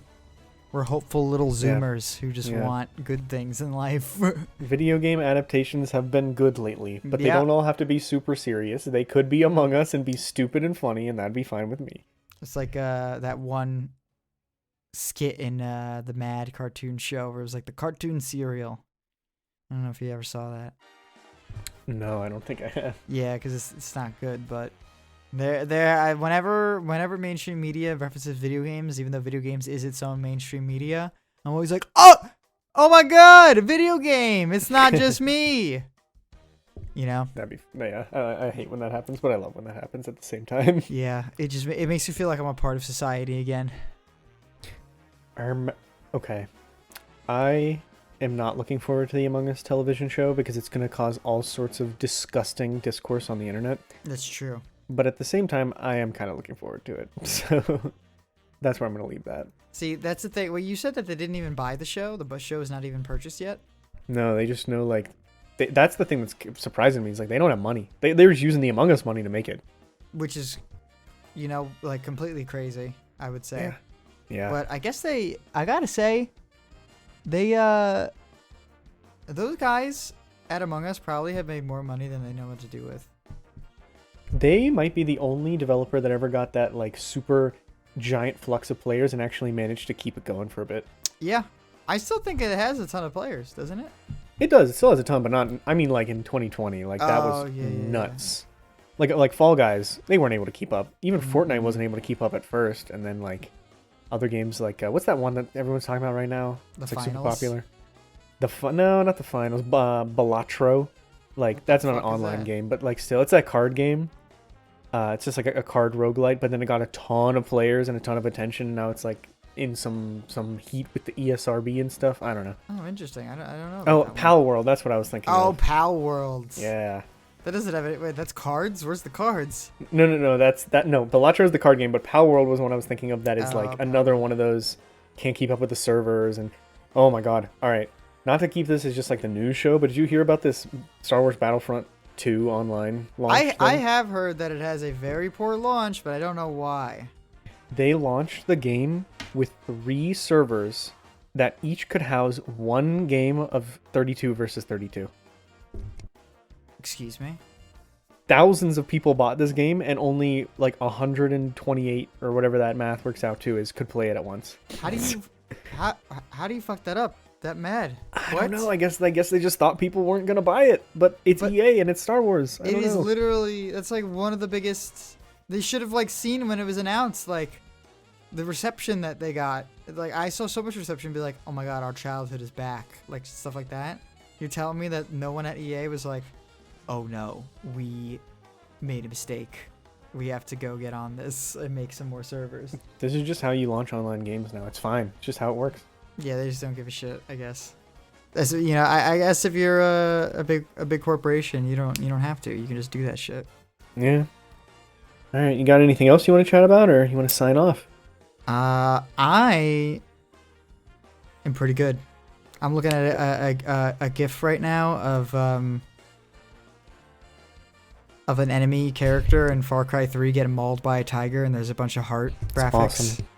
It's just Love that. I don't know how that came up on my screen, but I was just yep, that's on my screen now. And that's Skyrim what I'll with end off guns. with.